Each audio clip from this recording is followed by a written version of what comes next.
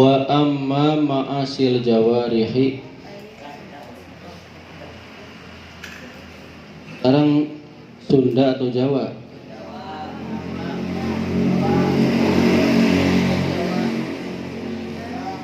Bapak lupa nih, Sunda atau Jawa sekarang? Ya sudah, karena ada yang Sunda ada yang Jawa, sekarang bahasa Indonesia. Sekarang bahasa Indonesia, wes lah. Wa amma ma'asil jawarihi, dan adapun maksiat anggota badan. Wa amma ma'asil jawarihi, dan adapun maksiat anggota badan. Itu pak ma'asil batni, maka adapun maksiat perut. Ma'asil batni, maka adapun maksiat perut. Itu ya. Jadi sama itu berarti. Itu mislu aklir riba. Itu mislu aklir riba, seperti memakan harta riba. Itu mislu aklir riba, contohnya atau seperti memakan harta riba.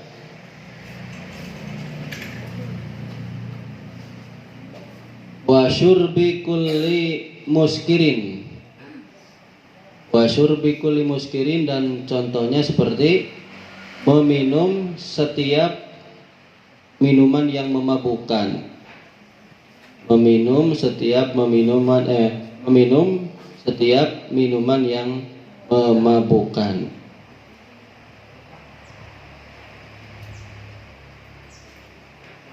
Wa akli malil yatimi. Wa akli malil yatimi, dan seperti memakan hartanya anak yatim. Wa akli malil yatimi, dan seperti memakan hartanya anak yatim. Wa kullima, dan setiap perkara. Harrama, langsung aja lah. Harramallahu, yang sudah Allah haramkan. Harramallahu, yang sudah Allah haramkan.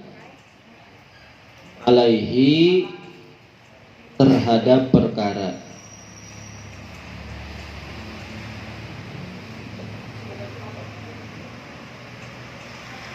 Alaihi, terhadap perkara. Penjelasannya dari perkara minal makulati, dari makanan, disingkat aja lah. Minal makulati, dari makanan. Wal masyrubati, dan minuman. Minal makulati, dari makanan. Wal masyrubati, dan minuman. Wa qadlu ina wa qadla ana ya. Wa qadla ana, dan sesungguhnya telah melaknat. Wa qadla ana, dan sesungguhnya telah melaknat. Siapa? Allahu, Gusti Allah. Siapa? Allahu, Gusti Allah. Wa rasuluhu, dan rasulnya Allah. Wa rasuluhu, dan rasulnya Allah. Terhadap siapa yang dilaknat? Akilar riba.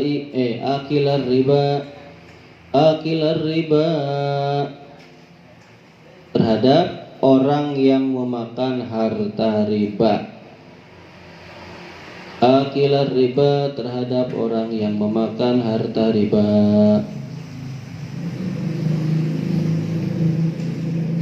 Wa kullaman, dan terhadap orang. Wa kullaman, dan terhadap orang.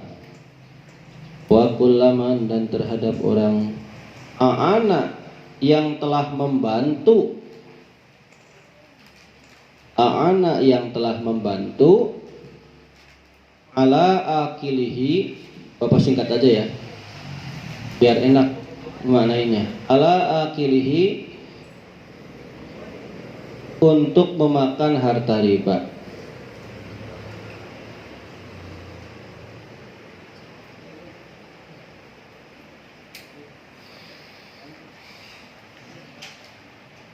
ala akilihi, terhadap orang yang memakan harta riba. Salah. Ala akilihi ini jadi fa'il ya. Terhadap orang yang memakan harta riba. Terhadap orang yang memakan harta riba. Walu'ina, nah majhul nih. Walu'ina dan dilaknat. Walu'ina dan dilaknat, telah dilaknat siapa? Syaribul khamri. Syaribul khamri, orang yang meminum arak atau peminum arak. Syaribul khamri, peminum arak. Siapa lagi yang dilaknat? Wa kulluman, dan setiap orang a'ana, yang menolong, yang membantu, ala surbihi, ala syurbihi, terhadap meminum arak.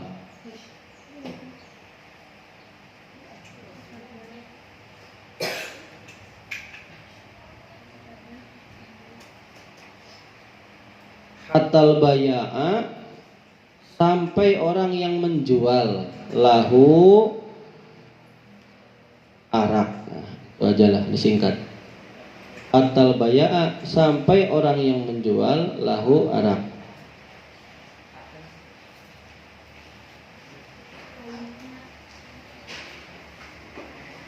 Wa ma'asiyul lisani, wa ma'asiyul lisani, dan adapun maksiat lisan itu kasiratun jiddan, itu kasiratun aidon, itu kasiratun banyak, aidon juga, itu kasiratun banyak, aidon juga.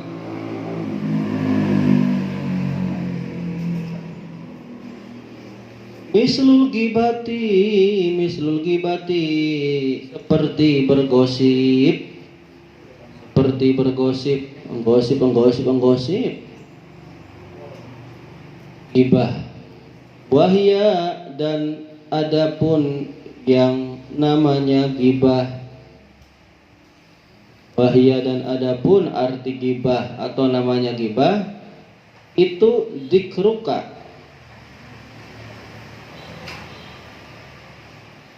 ucapanmu, itu dikruka ucapanmu, akhoka, terhadap saudaramu, akhoka, terhadap saudaramu, al muslima, yang Islam, yang muslim lah, saudaramu yang muslim. Bima, terhadap perkara atau akan perkara, sama saja. Bima, dengan perkara atau terhadap perkara atau akan perkara, dengan perkara yakrohu, yang dibenci oleh saudaramu. Oh gitu ya. Apa singkat aja. Yakrohu, yang dibenci oleh saudaramu. Jadi perkaranya yang dibenci oleh saudaramu. Wa in kunta, meskipun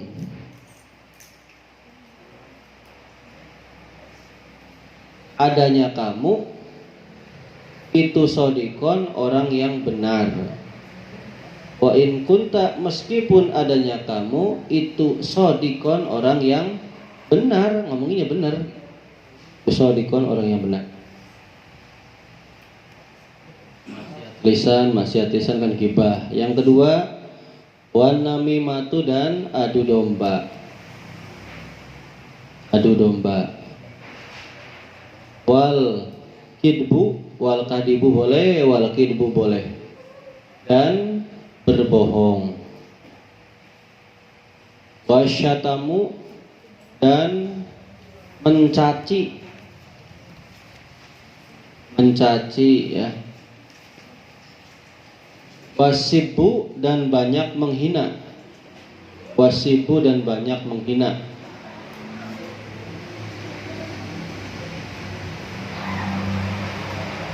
Wala'nu, nah wala'nu ya, wala'nu, dan melaknat. Laknat Allah akan turun kepada kamu. Aduh. Makanya hati-hati. Kalau ke saudara yang muslim gak boleh begitu. Laknat Allah akan turun. Kan di TV-TV ya.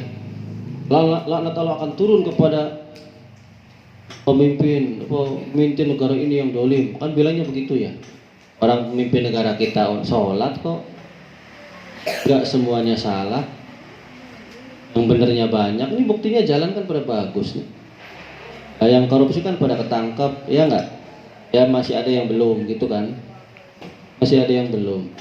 Ini main seenaknya saja ngomong laknat Allah dan malaikat kepada pemimpin. Aduh, merasa benar sendiri. Jangan diikutin ya. Dan wa ghairuha dan selain dari yang sudah disebutkan. Kalau mau disingkat wa ghairuha dan selainnya gitu ajalah. Wa ma'asiyul aini dan adapun maksiat-maksiat mata. Wa ma'asiyul aini dan adapun maksiat-maksiat mata itu mislun nadori seperti melihat, memandang, menatap, melirik,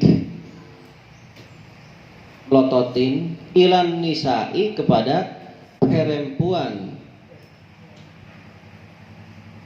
al ajnabiyati yang bukan muhrim. Nah, sekarang nih Bapak lihat Laura mantep. Hati-hati itu maksiat mantep. Bapak lihat Nabila, mantep hati. Bapak lihat Inayah, merem. Dan mantep lagi merem. Wan nadril aurati dan seperti melihat aurat. Disingkat aja lah, disingkat. Dan seperti melihat aurat. Hati-hati, aurat terbuka jangan dibilang wah, sedekah, jangan. Harus bilang astagfirullah. Langsung merem, bukan ngedip, tadi bukan. Ya. Wan nadri dan seperti melihat atau memandang, bolehlah memandang. Bil istihqari dengan tujuan menghina. Mandang sinis tuh, mandang sinis. Yang gitu, sinis ya. Gitu kan. Mandang sinis. Ilal muslimi terhadap orang Islam. Ilal muslimi terhadap orang Islam.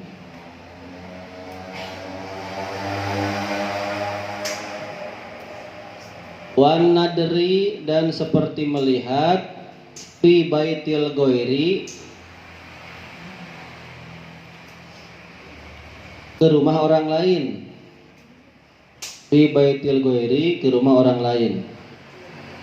Seperti melihat ke rumah orang lain bi ghairi idnihi tanpa ada izin dari yang punya rumah. Bi ghairi idnihi tanpa ada izin dari yang punya rumah. Pandang ke rumah orang lain gak ada izin, iya liatin.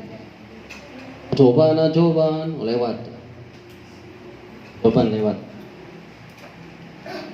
Cobaan. Lagu apa itu?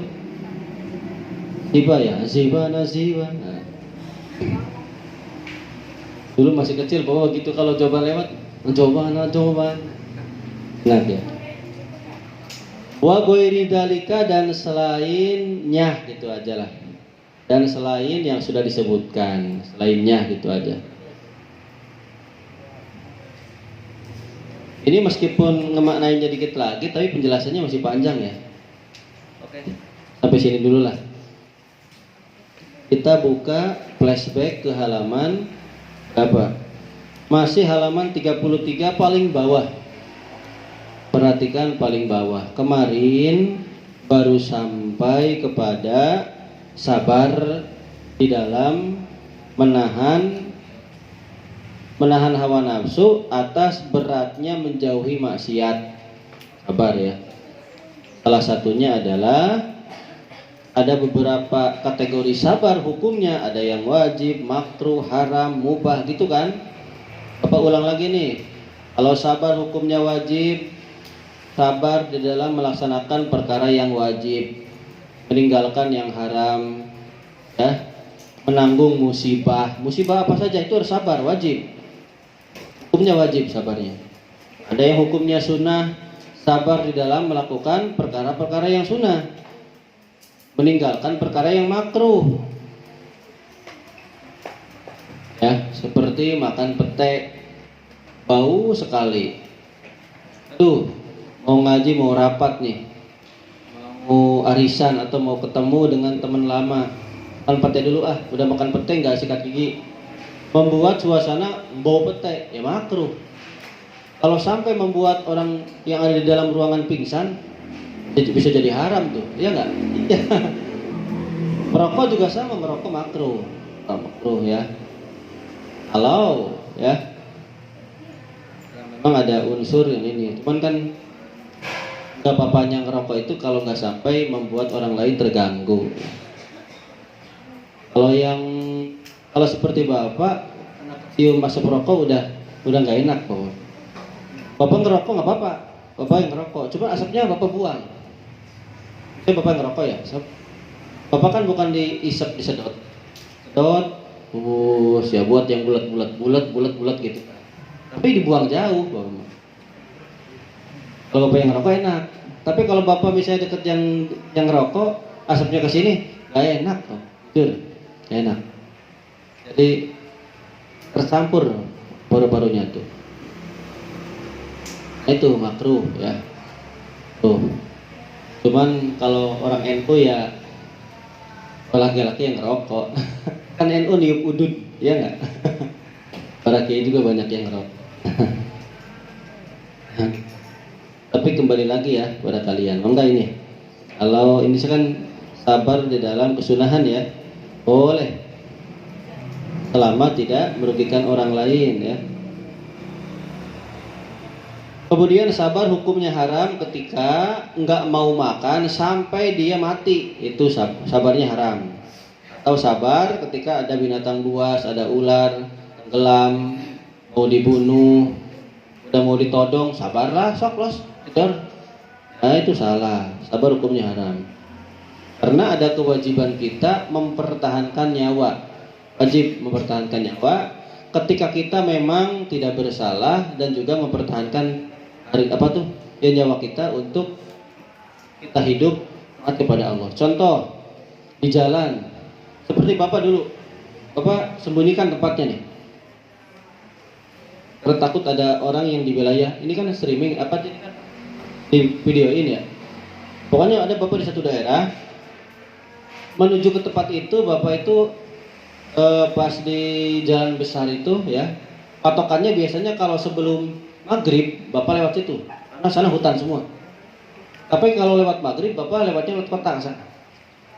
Pas lewat jalan besar situ tuh, pas gang situ belokan, ternyata bapak udah lewat isya. Bapak di hati ada ragu. Nanya ke masyarakat sekitar, betul lupa. Kalau ke sana lebih dekat ke mana ya? Padahal bapak udah tahu. Lebih dekat lewat hutan gitulah, lewat kebun teh hutan. Aduh mas, atau ya, jangan lewat sini, lebih baik lewat sana aja lah. Kalau lewat sini ya dibilang dekat mas, ya jaraknya terbilang dekat, cuman rawan daerahnya. Kalau tadi mah habis asar nggak apa-apa lewat sini. Ini takutnya kemalaman, masnya nanti jam 10 malam di sana, sementara masyarakat udah pada tidur karena sudah banyak pembegalan. Bapak udah dapat jawaban itu ya, masih ingat? Ya makasih Pak. Terus Bapak,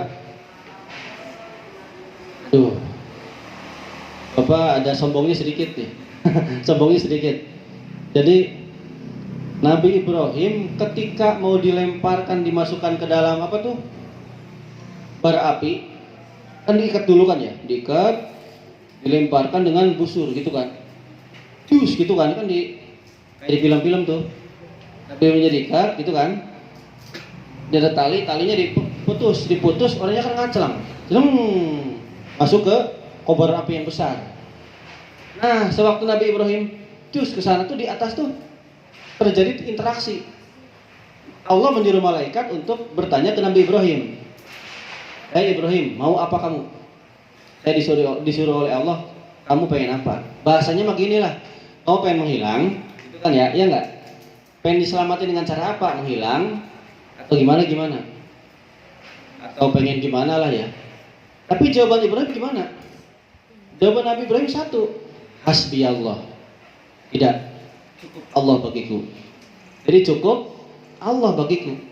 Meskipun itu di hadapannya udah mau masuk ke api. Dikarenakan jawaban Nabi Ibrahim adalah cukup Allah bagiku, Allah langsung menyuruh api, kul kul. Nah, Bapak lupa ayatnya lah. Pokoknya barda wasalaman ya. Apa tuh? Hai api, jadilah dingin. Pas masuk bukannya kepanasan, Nabi Ibrahim malah kedinginan. Pas udah habis semua apinya, tinggal apa tuh? Tutup apa? Tinggal areng doang ya. Keluarlah. Itu apa itu? Apa tuh? Hitam ya, hitam pisan. Itu siapa tuh? Ternyata Nabi Ibrahim. Malah kedinginan, gitu ya. Nah, Bapak ingat ke situ. Bapak ingat ke kisahnya Nabi Ibrahim. Setelah nanya ke warga, masa Nabi Ibrahim aja cukup Allah bagi saya nggak bisa. Sudahlah, niat Bismillahirrahmanirrahim, hasbi Allah. Oh begitu, cukup Allah bagiku. Berangkatlah Bapak ke sana. Ternyata betul. Di kebun teh Bapak lewat apa tuh? Ini cerita dulu ya, pengalaman pribadi nih. Di kebun teh Bapak melewati satu warung di mana banyak yang ngumpul di situ. Pas Bapak lewat itu ya, dari kejauhan udah mereka udah siap, udah ngeliatin. Dan Bapak lihat ada yang bawa apa tuh? Pedang yang panjang tuh. Pedangnya panjang. Bapak lewat langsung diikuti 2 motor. Bapak kebut-kebutan. Kalau yang terjadi di daerah dulu mah di Indramayu, kalau misalnya udah sejajar ya tebas leher. Jadi yang apa tuh? Yang nyetirnya di depan, yang di belakang megang itu pedang. Bapak kebut-kebutan. Bapak dulu motornya Supra X. Pokoknya gimana caranya lah, ya motor yang itu tuh yang dibawa oleh Pak Jiras kan. Yang Supra X yang itu. Itu Bapak motor itu ke Bogor, ke Bekasi, ke Jakarta, motor itu dulu Bapak yang memakai. Terus gitu jalan ya. Boleh di spion tuh ya. Ya tapi ya spion juga gak karuan lah, sah-sah lah ya. Sah. Tapi Bapak udah niat, kalau mau sejajar, mau ngerem mendadak, tendang Bapak tuh digituin, tendang. Langsung Bapak yang nikat duluan. Tapi alhamdulillahnya Allah ngasih takdir yang baik. Di depan tak jauh itu ternyata pas depan banget ada mobil, truk bawa angkutan. Kayak tanah gitulah, cuma sendiri. Bapak gimana caranya ngejar truk itu? Ternyata sebelum kejar ke truk, ini yang ngejar Bapak jatuh. Alhamdulillah itu jatuh, nggak tahu jatuh kenapa lah, kepleset gimana ya. Akhirnya Bapak ke depan, di depan truk. Aman sini, aman lah, aman. Liatin ke belakang, ngeliatin spion ya. Kayaknya nggak ngejar lagi. Udahlah, jos, ke depan. Itu masih di kebun teh, ke sana masih hutan itu. Masih hutan. Jadi memang nggak ada masyarakat, nggak ada hutan itu. Bapak samarkan lah daerah mana sama. Kalian juga bisa nebak lah. Jadi meskipun ada rumah tuh, trek satu rumah. Kalau di gunung gimana gitu kan rumahnya? Trek rumah di sana. Ini mah pinggirnya emang nggak ada rumah. Hutan, kesananya hutan. Baru masuk ke pemukiman. Ya pemukiman juga nggak kayak gini, beda. Satu rumah ke sini kebon. Ya tampaknya besar pohonnya tuh. Alhamdulillah Bapak masih diberi kesempatan oleh Allah ya.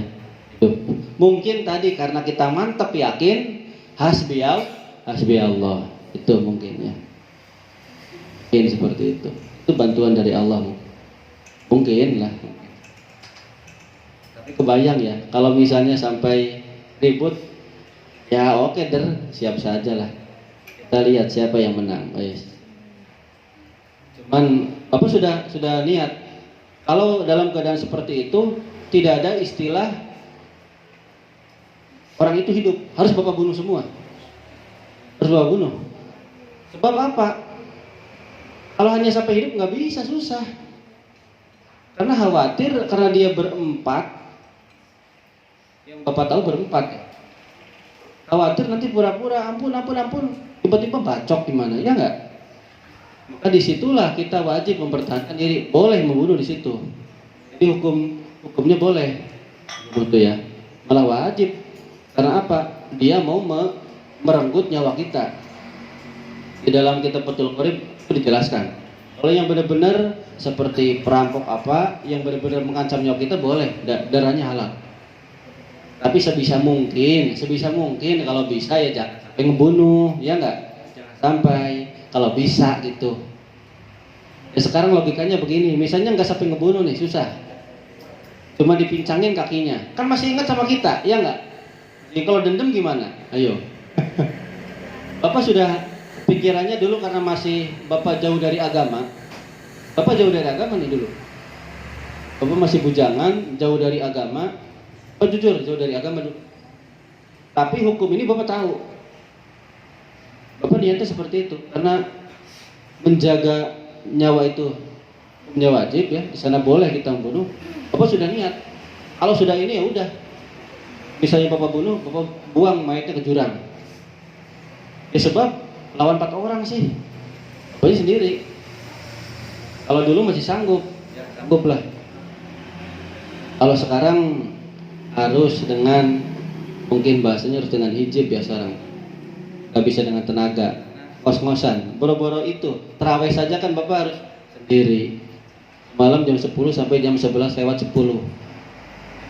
Bisa. Terakhir di sini kan Bapak kumat, nggak bisa. Maghrib ini Bapak ke dokter lagi. Terawih di sini. Oke lanjut, malah curhat ya. Nah itu ya. Sabar hukumnya haram kalau ada yang membunuh. Kemudian sabar hukumnya makruh ketika makannya terlalu sedikit. Makannya terlalu sedikit, nggak bisa mencukupi untuk kerja lah gitu. Kemudian sabar, tidak mau, kita lagi pengen ya sama istri. Udah sabar lah, ya jangan sabar. Lagi pengen, istrinya lagi suka. Harus terjadi apa yang harus terjadi itulah. Dah lanjut. Kemudian yang sekarang adalah wasiqatu birizki minallah. Percaya, mantap, yakin bahwa rezeki itu datangnya dari Allah. Ini harus percaya nih. Ini yang sudah dijelaskan oleh Samarqandi di dalam kitab Tanbihul Ghafilin. Dari sahabat Ali bin Abi Thalib. Dari sahabat Ali bin Abi Thalib beliau berkata, qawamul islami bi arba'ati arkanin. Tegaknya Islam itu dengan 4 perkara. Gampangnya beginilah, kalau kita pengen benar-benar jadi orang yang Islam, Muslim gitulah, maka harus ada dalam diri kita 4 perkara ini. Yang pertama, yakin. Tadi ya, yakin Bapak tuh, yakin. Yang kedua, adil. Harus berlaku adil. Tidak boleh pandang bulu ya, adil. Yang ketiga, sabar. Yang keempat, jihad. Jihad itu ya kita jangan sampai biasa saja, harus teman-teman bersungguh-sungguh dalam ibadah. Kalau sabar kemarin sudah dijelaskan. Kemudian wal hukama fasaru hadhil asya al arba'ata wa qalu. Ulama ahli hikmah menafsirkan 4 ini nih, yakin, adil, sabar dan jihad, ditafsirkan semuanya ada dua arti. Yakin artinya yang pertama bahwasanya seorang hamba beribadah karena Allah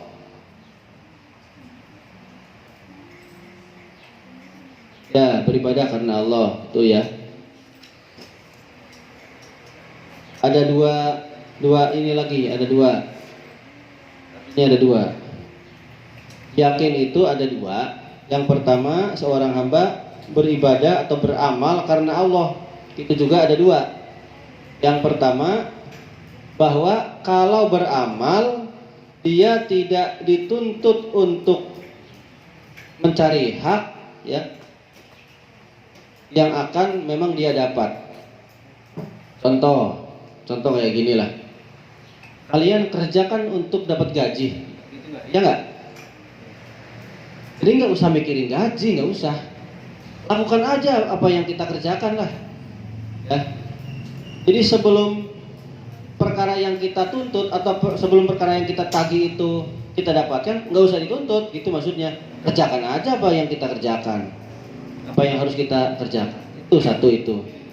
Yang kedua, apabila ya hak itu ternyata terhadap orang lain gitulah, maka kita harus sabar untuk mencarinya. Mencari contoh, ternyata yang dapat bonus teman kita, kayak kemarin Bapak contohkan 2 kayak gitu ya, 2 yang Bapak suruh. Ya udah, yang satu yang gak dikasih uang itu sabar, insya Allah akan dapat dari jalan yang lain.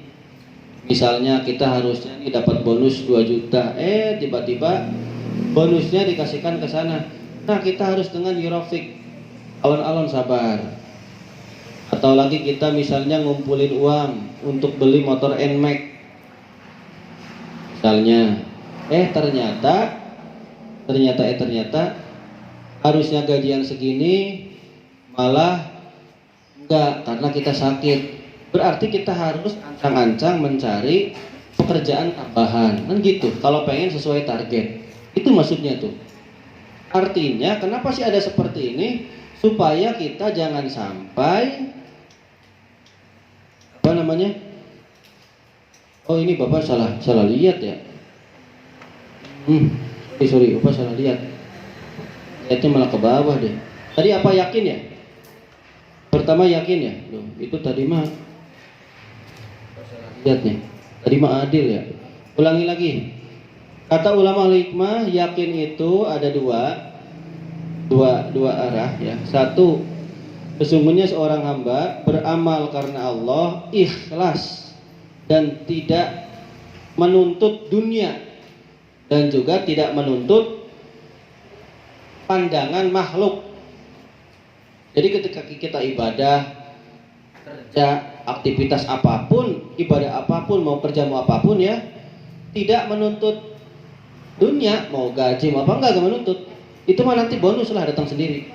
Dan juga tidak menuntut ridhonya manusia atau makhluk. Itu yang pertama, yakin. Kita harus yakin ya. Yakin pertama itu artinya begitu. Jadi beribadah harus ikhlas. Yang kedua, yakin yang kedua artinya seorang hamba itu harus mantap percaya tentang janjinya Allah. Janjinya Allah apa sih? Wa huwa ar-rizqu, bahwa Allah akan memberikan rezeki. Kalau kita yakin, dengan mantap yakin aja, yakin itu rezeki datang dari manapun. Seperti itu. Kemudian yang kedua, adil. Kata ulama ahli hikmah, adil itu ada 2 lagi. Adil di sini yang pertama tadi yang Bapak ceritakan ya, kerjakan apa yang dikerjakan, jangan menuntut sebelum perkara yang kita tuntut. Ya, itu yang pertama. Yang kedua, kalau memang hak tersebut dimiliki oleh orang lain, kita harus pelan-pelan untuk mencarinya. Sabar intinya di situ ya. Kedua itu adil, karena memang mungkin menurut keadilan Allah bonus itu ya untuk orang itu, bukan untuk kita, gitu ya. Nah, memang sudah takdirnya seperti itu. Jadi kita jangan sampai nanti menyalahkan orang lain ya. Itu adil. Arti adil. Kemudian arti sabar ada 2 lagi. Yang pertama, sabar di dalam mendatangkan keparduan Allah. Yang kedua, sabar di dalam melaksanakan perkara yang dicegah oleh Allah, atau menghindari perkara yang dicegah oleh Allah. Sabar ketika ibadah, sabar juga ketika ada maksiat yang datang menghampiri kita. Kemudian jihad ada 2 lagi. Yang pertama nih, kamu jangan lupa tentang musuhmu. Siapa musuh kita? Yaitu setan. Kalau kamu sampai lupa, kamu sampai lupa nih, maka setan tidak akan lupa terhadap kamu. Ibaratnya seekor macan yang ada di dekat kambing. Ketika kambing lupa bahwa di sampingnya adalah pemburunya macan, maka akhodaha, macan akan siap menerkamnya. Jadi artinya yang pertama, arti jihad, kita jangan sampai lalai, jangan lupa bahwa setan itu adalah musuh kita. Kita harus bisa melawan hawa nafsu. Yang kedua, sesungguhnya banyaknya fitnah manusia itu karena datang dari arah harta. Fitnah itu datang dari arah harta. Cobaan datang dari arah harta lah. Orang gara-gara urusan duit bertengkar. Banyak nggak begitu? Warisan bertengkar, ya nggak? Ya udah, seperti itu memang benar. Memang kenyataan seperti itu. Ya. Fardo bil yasir, maka ridholah dengan rezeki yang sedikit, ya, daripada kamu terbujuk oleh rezeki yang banyak tapi subhat, tapi nggak halal. Dapat sedikit ridho, jangan kuku lutus. Tahlilan kalian dapat amplop 2000, ridho. Misalnya kalian nih, apa namanya, Bapak ada cerita loh. Cerita Bapak bukan gibah ya, ada cerita. Bapak pernah dulu nih. Bapak itu kan ada yang meninggal ya. Bapak nanya, ini siapa jenazahnya? Karena Bapak diminta untuk tausiah mayit ya biasa. Itu kan oleh keluarga yang ditinggalkan ya, keluarga jenazah, ngasih amplop, isinya ada uangnya. Biasanya 50.000 atau 100.000 lah. Ini bin inilah. Bapak bacakan. Karena Bapak tahu itu dari orang yang tidak mampu, Bapak nggak terima amplop itu. Terus karena itu ada tulisan bin-binnya, Bapak taruh di keranda. Bapak kan minta ke orang, tolong coba mana tulisannya. Bapak nggak minta uang, cuma minta tulisan. Dibawalah tulisan, ternyata tulisannya bukan di kertas, tapi di amplop yang sudah ada uangnya. Ini Pak, tulisannya ya. Bapak pura-pura nggak tahu, itu ada uangnya, tahu Bapak juga. Sudah Bapak selesai tausiah mayit ya, seperti itu kan ya, udah paham. Terus Bapak taruh di keranda supaya imam sholat itu setelah selesai kan begini, ayo kita bersaksi bahwa mayit ini mayit khair atau saya gitu kan ya. Itu imam udah selesai nih.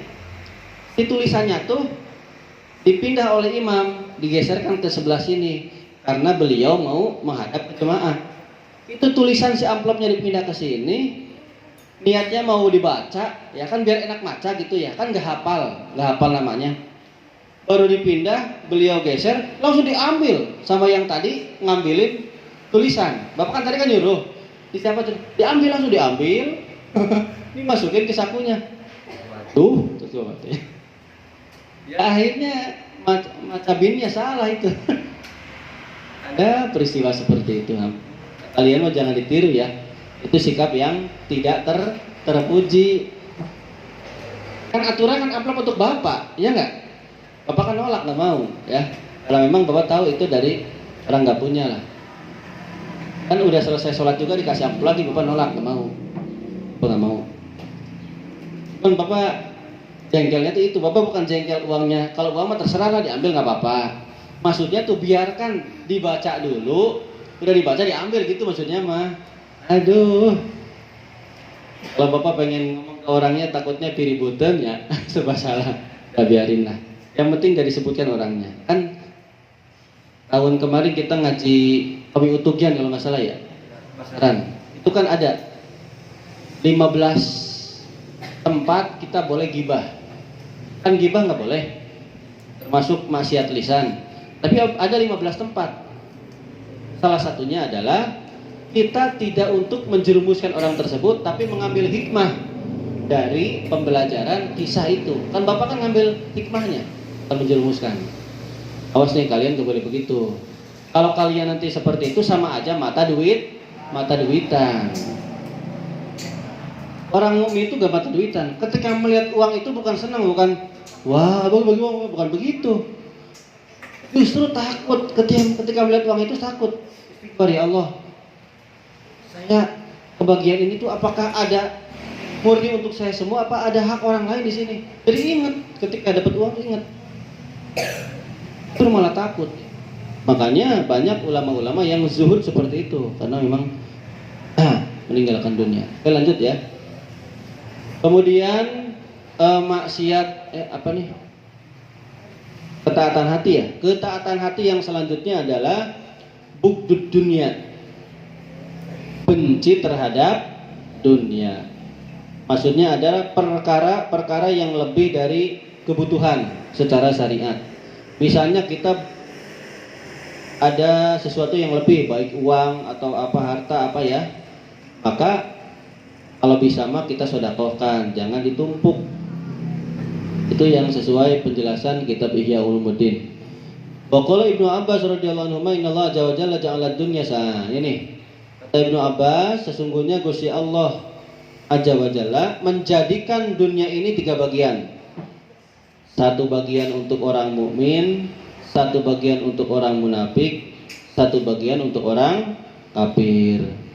Untuk orang mukmin, dunia ini dijadikan sebagai bekal, meraup bekal nanti untuk di akhirat. Dunia ini untuk orang munafik hanya dijadikan sebagai berhias. Ya iya berhias, bermegah-megah, mewah-mewah, pamer, itu untuk orang munafik. Sedangkan untuk orang kafir, dunia ini hanya dijadikan sebagai bersenang-senang, hanya untuk poya-poya. Itu orang kafir ya. Nah, kita bisa introspeksi lah diri kita. Kita termasuk yang mana nih? Menggunakan dunia ini nih. Apakah hanya untuk bekal, berhias atau senang-senang? Kemudian di dalam kitab Nubdah kata Syekh Hamdani, bala tentaranya dunia itu ada 10. Bala tentaranya dunia ada 10. Yang pertama riya, pamer.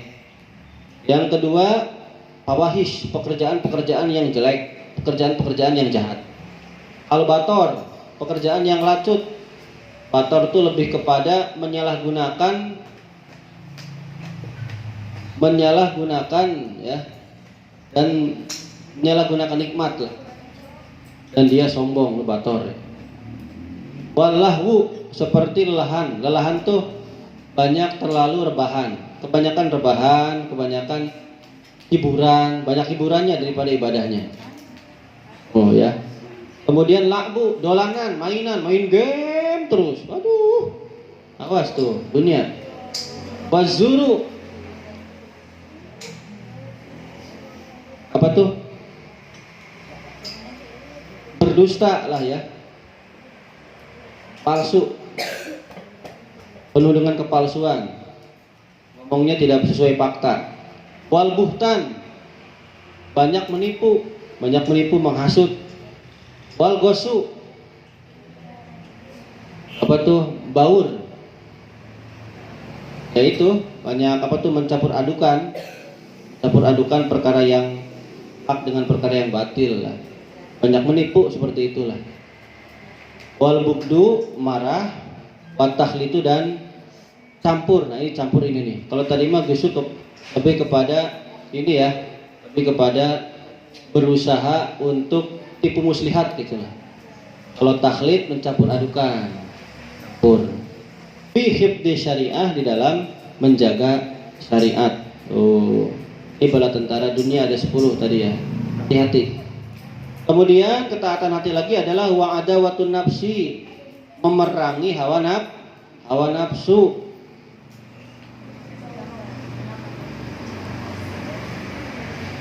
Sebagaimana yang dijelaskan oleh Syekh Hamdani bahwa dalam kitab yang sama ya, bahwa bala tentara hawa nafsu itu ada 10 juga. Hawa nafsu kita nih, tentaranya ada 10. Yang pertama al-hirsu, tamak, serakah. Tahlil, serakah. Wah. Ya nggak apa-apa lah. Kalau nggak gitu nggak rame, ya nggak? Ini mah baru amin ya rabbal alamin. Karena keur amin kene geus beak. Al-Fatihah geus kosong. Keur amin kene. Duh santriwati nggak apa-apa lah. Kalau nggak gitu nggak rame sih. Pak itu serakah nggak serakah. Biar rame. Ya mungkin ya banyak. Nanti kan dibagi ke temennya. Bapak nggak seudon nggak? Karena kan teman deket kan beda-beda, ya nggak? Tuh. Jadi bapak pengen ketawanya tuh pas doa gitu. Oh masih malas. Udah ngeliatin terus tuh. Ini kapan Rabbana Atina tuh? Berarti ya kapan? Nungguin Rabbana Atina belum? Ya langsung. Wah. Habis. Devita ikutan nggak Devita? Ikutan nggak? Jarinya yang gede apel anggur. Mantap. Bala tentara hawa nafsu yang pertama serakah, yang kedua syahwat, terangsang syahwat. Yang ketiga syuhu, paret medit, bakhil, merek kecat, merek hese, kuc khotahe, warubah, demen, seneng, terlalu seneng sama ini terus ya, seneng sama ini terus ya, lupa sama ibadah. Wazaik, menyimpang, berbuat penyimpangan, hawa nafsu ya, menyimpang. Jangan begini, malah bolos, menyimpang. Wal qaswah, keras kepala, diomongin angger gitu wae. Suul khuluq, jelek akhlaknya. Wal amalu, dan banyak melamun. Ayo sia, jangan banyak melamun. Jangan banyak melamun. Wat toma, pengen diberi, pengen dipuji, pengen diperhatiin, pengen toma nih, awas. Wal kasalu, dan malas. Itu adalah 10 bala tentara hawa nafsu.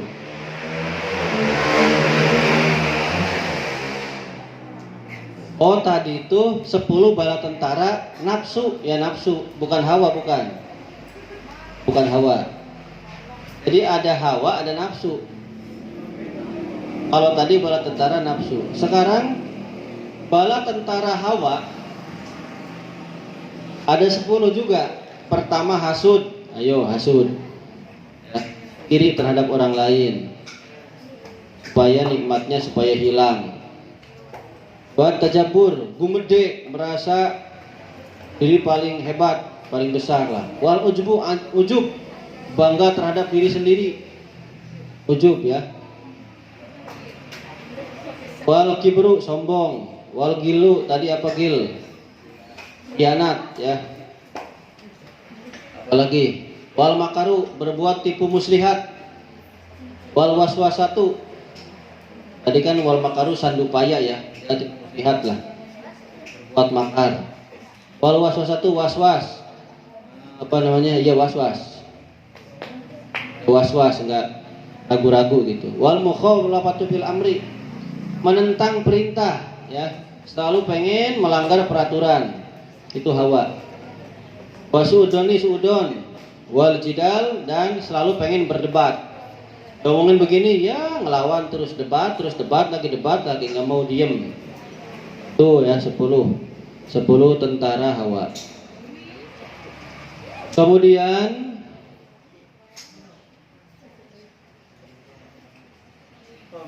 setan, dan memusuhi setan. Musuhi setan. Tadi memusuhi nafsu, sekarang memusuhi setan. Caranya tidak mengikuti perintah setan dan larangan setan. Sama kata Syekh Hamdani, bala tentara iblis itu ada 10. Yang pertama dolim, berbuat jahat, usil ya. Kedua hianat, tidak amanah, hianat. Yang ketiga wal kufru, berbuat ingkar, kafir, buat ingkar. Watarku hibdil amanah, meninggalkan menjaga amanah. Wan namimatu, adu domba. Wan nipaku, munafik. Wal khodi'atu, dan membujuk, rayu lah. Yuk kita ikut sana yuk ke karaoke ke ini ya. Yuk setan. Wasyaku, fil wahidil khalaq, ragu-ragu di dalam keesaan Gusti Allah. Wal mukhalafatu lima amara bihi dulu jalalul ikram, menentang tiap perkara yang diperintahkan oleh Allah. Tuh. Terus wat taghafulu an sunatillah, lupa melaksanakan sunnah-sunnahnya Kanjeng Nabi. Nah, itu adalah bala tentara iblis atau setan. Kemudian termasuk ketaatan hati lagi adalah wa mahabbatullahi wa rusulih, cinta kepada Allah, cinta kepada Rasul. Kata Syekh Abdullah bin Sa'ad bin di dalam kitab Bahjatun Nufus dari Anas radhiyallahu anhu, langsung dari Kanjeng Nabi Muhammad sallallahu alaihi wasallam, qala salasun man kunna fihi wajada halawatal imani ayyakun Allah wa rasuluhu ahabba ilaihi mimma siwahu. Artinya aja lah biar cepat. Kata Kanjeng Nabi, ada 3 orang, yang mana 3 orang ini akan bisa menemukan manisnya iman. Kalau ada dalam diri kita 3 perkara ini, maka kita akan bisa menemukan, merasakan gimana manisnya iman. Yang pertama, orang tersebut menjadikan Allah dan Rasulnya, menjadikan cinta Allah dan cinta kepada Rasul lebih dicintai daripada selain keduanya. Tuh, jadi pertama memprioritaskan cinta kepada Allah dan Kanjeng Nabi. Yang kedua, cinta kepada seseorang itu karena Allah. Itu yang kedua. Yang kedua itu ya, yang kedua. Jadi cinta kepada siapapun, Bapak cinta misalnya ke Laura karena Allah. Bapak cinta ke Nabila karena Allah. Bapak cinta ke Alia karena Allah. Ya cinta itu sayang maksudnya, bukan cinta pengen nikah, bukan. Oh, ini mah disalah artikan, jangan. Pak, langsung aja Pak ijab kabul. Jangan, nanti istri Bapak dong, aduh ngambek. Bahaya. Ya. Itu karena Allah. Wa ayyukara, dan dia benci kembali kepada kekafiran, atau dia benci kembali kepada kemaksiatan, kayak gitulah. Tuh 3 ya. Cinta Allah dan Rasul, cinta orang karena Allah, benci kalau kembali kepada kekafiran atau kemaksiatan atau kemusyrikan, kayak gitulah. Sebagaimana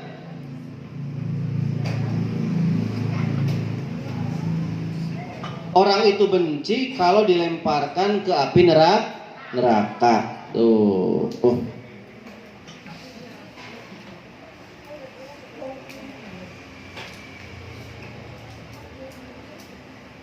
Ya lanjut. Kemudian cinta kepada sahabatnya Kanjeng Nabi. Nah, ini nih penting nih. Qala sallallahu alaihi wasallam man ahabba jami'a ashabi wa tawallahum. Barang siapa yang mencintai semua sahabat-sahabatku, kata Kanjeng Nabi ya, dan sangat mengasihi, menyayangi sahabat-sahabatku ya, dan memohon ampunan kepada sahabat-sahabatku, orang ini nih, siapa aja nih yang cinta nih, maka Allah akan menjadikan orang tersebut di hari kiamat besertaku di surga. Nanti akan beserta dengan Kanjeng Nabi di surga, gitu ya. Kemudian hadis Nabi lagi dari Nabi Muhammad SAW,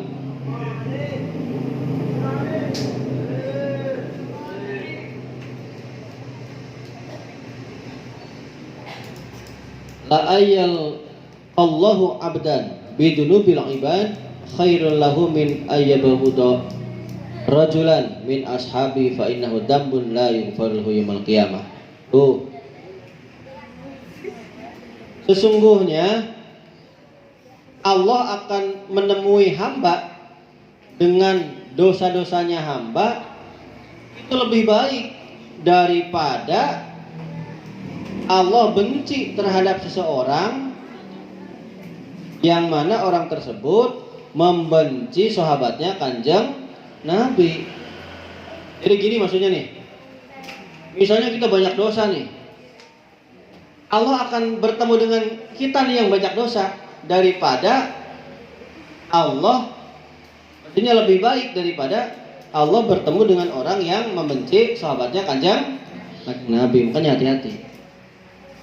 Karena orang yang membenci kepada sahabat, satu aja sahabatnya kanjeng Nabi, salah satu dosa yang tidak bisa diampunin oleh Gusti Allah di yaumil kiamat. Ini hati-hati nih, la yughfaru lahu ya. Tidak diampuni dosa tersebut. Hati-hati. Makanya kita kepada sahabat semuanya yang kita tahu dan yang kita tidak tahu, jangan sampai ada rasa benci, tidak boleh. Wa qala sallallahu alaihi wasallam innallaha yakhtaru li saban faja'ala li minhum. Oh ya. Sesungguhnya Gusti Allah, kata kanjeng Nabi, ini memilih kepadaku beberapa sahabat-sahabat. Allah juga menjadikan mereka itu adalah orang yang menolong, sebagai penolong ya. Kemudian di antara sahabat itu tuh ada yang menolongku, ada mertua, ya enggak? Maka barang siapa yang menghina mereka, mencela mereka, mencaci mereka, fa alaihi laknatullahi wal malaikati wan nasi ajmain.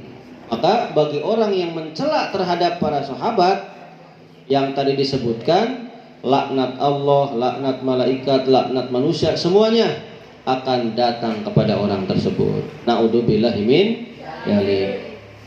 Kemudian termasuk ketaatan hati lagi adalah cinta kepada ahli baitnya kanjeng Nabi. Di sini dikatakan ahli baitnya kanjeng Nabi ada 4 di rumah ini ya. Pertama Sayyidina Hasan, kedua Sayyidina Husain, ketiga sahabat Ali, terakhir Siti Fatimah. Ada 4 ahli baitnya tuh.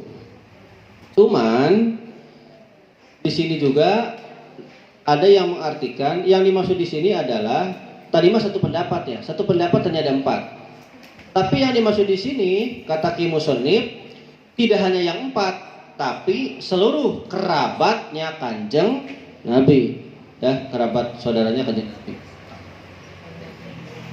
Sabda Nabi Muhammad sallallahu alaihi wasallam, "Man ahabba ashabi wa azwaji wa ahla baiti walam yata'na ya.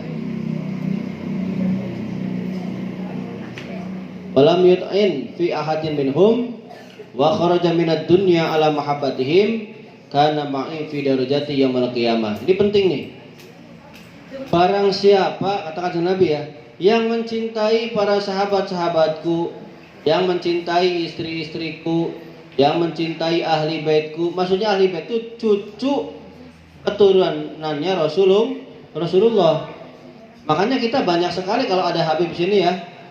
Meskipun itu Habib ucapannya nggak enak didengar lah. Misalnya ada Habib yang ucapannya nggak enak didengar. Kita bukan mandang Habibnya, tapi mandang keturunan kanjeng Nabi, jangan sampai kita benci. Nah ini nih ada hadisnya. Ya, tuh. Dan orang tersebut tidak mencela, tidak menghina salah satu dari yang disebutkan, baik keturunan kanjeng Nabi, sahabatnya kanjeng Nabi, ini kanjeng Nabi, bibitnya kanjeng Nabi.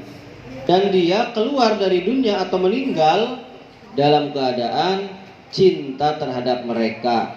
Maka orang tersebut dia nanti derajatnya akan dibarengkan dengan aku atau akan bareng denganku ya, bidarojati dalam derajatku, kata kanjeng Nabi nanti di hari kiamat bareng dengan kanjeng Nabi di sana. Makanya Nahdiyin ya, para Nahdlatul Ulama, kaum muslimin muslimat ya, Nahdlatul Ulama banyak sekali yang mengagungkan para habaib. Nah, itu seperti itu. Wa qala sallallahu alaihi wasallam ya ayuhan nasu alaikum bihubbi ahli baiti alaikum bihubbi hamlatil qur'ani alaikum bihubbi ulamaikum wa la tabaghadu fihim illa man ahabbahum faqad ahabbani wa man ahabbani faqad ahabballahu wa man abghaduhum faqad abghaduni wa man abghaduni faqad abghadallah. Sabda Nabi Muhammad sallallahu alaihi wasallam, "Hei manusia, tetaplah kepada kalian semua harus cinta kepada ahli baitku. Tadi sudah disebutkan ahli bait itu yang 4 orang tadi dan kerabatnya Kanjeng Nabi ya, dan cucu keturunan lah gitu. Kemudian tetap juga bagi kalian harus cinta kepada orang yang membawa Al-Quran, bukan bawa menjinjing, bukan. Orang yang hafal Quran, orang yang biasa tadarus Quran, hati-hati nih. Orang yang biasa mengaji tafsir Quran, hati-hati nih. Harus cinta sama orang-orang seperti ini. Kalian juga harus cinta kepada ulama-ulama kalian semua. Janganlah kalian membenci mereka, nggak boleh ya. Orang yang mencintai mereka, maka sesungguhnya dia telah mencintaiku, kata Kanjeng Nabi. Barang siapa yang mencintaiku, maka Allah akan cinta terhadap orang tersebut. Tuh. Dan barang siapa yang membenci mereka, sama saja mereka telah membenciku. Dan barang siapa yang membenciku, maka sesungguhnya orang tersebut telah dibenci oleh Allah. Itu di dalam kitab Tanbihul Ghafilin. Pada capek nih. Tunggu dikit lagi. Wa tabi'in. Terus cinta kepada tabi'in. Ulama tabi'in ya. Lis sahabat. Qala Abdurrahman fi Nuzatil Majalis wa afdalut tabi'ina inda ahli Madinah Sa'id bin Musayyab atau Musib.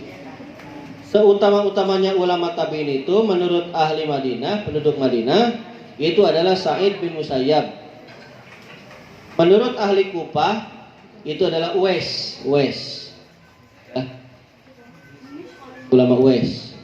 Sedangkan menurut ahli Basrah, Mesir ini ya, Basrah, itu adalah Syekh Hasan Basri dan Waqais bin Abi Hajim. Itu adalah ini nama-nama ulama tabi'in. Kemudian kita juga harus cinta kepada solihin, orang-orang yang soleh. Siapa ulama solihin? Siapa orang-orang soleh? Orang-orang yang senantiasa menegakkan hak-haknya Allah, menegakkan hak-haknya hambanya Allah. Artinya dia bisa hablum minannas dan hablum minallah. Kenapa dinamakan orang soleh? Karena tingkahnya sangat soleh menurut Gusti Allah. Dan dia soleh itu patut lah, benar. Dan dia berhak mendapatkan ridhonya Allah dan pujian dari Allah. Nah, baru sekarang penjelasan untuk kalian nih. Ada kesimpulan nih. Kata Syekh Abdurrahman As-Safuri di dalam kitab Nuzhatul Majalis, dengarkan nih. Sesungguhnya yang namanya cinta, mahabbah, itu ada macam-macam hukumnya. Pertama, cinta dihukumi mubah, boleh-boleh saja. Hukumnya mubah nih, boleh-boleh saja. Cinta kepada manusia. Ini hukumnya mubah. Kalian cinta ke ini, ya mubah hukumnya, boleh. Cinta ke ini boleh, hukumnya mubah. Artinya jangan sampai ada istilah tidak mau makan karena cinta, mau mati karena cinta. Awas jangan begitu, karena cinta kepada manusia mah bahasanya kan ada yang bilang saya tidak bisa hidup tanpa kamu, gitu kan? Iya nggak? Nih perempuan banyak, laki-laki banyak. Pak, bapak sendiri kok yang ngomongnya gitu pak dulu. Cintanya sampai 3 tahun, 4 tahun gak hilang-hilang. Ya bapak masih bujangan dulu ya. Karena masih jauh dari agama bapak dulu ya. Jadi kalau sama manusia tidak boleh sampai kabung bulungan lah, bahasa Sundanya begitu. Jangan terlalu nemen, biasa saja. Cinta hukumnya makruh terhadap siapa? Mencintai dunia, makruh. Makanya lebih baik tinggalkan. Pak, ya pengen sih Pak beli mobil, ya boleh diniatkan untuk ibadah. Pak, pengen sih Pak beli batik, boleh diniatkan ada. Kalau nggak kebeli ya biasa saja. Cinta hukumnya sunnah. Kalau cinta ke sini berarti dapat pahala. Ke siapa cinta hukumnya sunnah? Kepada ahli keluarga, orang tua, ya, kepada anak. Itu sunnah hukumnya. Sedangkan cinta hukumnya wajib, ini yang wajib nih. Jangan sampai hilang di hati kita.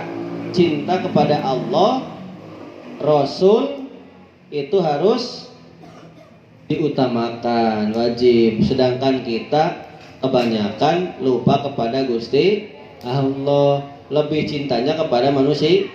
Ya sok coba kalau lagi dilanda kasmaran, yang diingat Allah atau orang?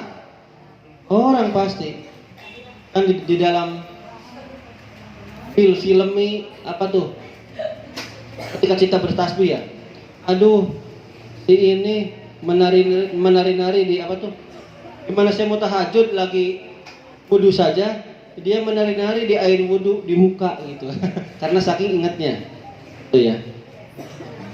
Sesuai dengan firman Allah SWT, Bismillahirrahmanirrahim, Qul in kuntum tuhibbunallaha fattabi'uni yuhibbukumullah. Itu ya. Ini terakhir.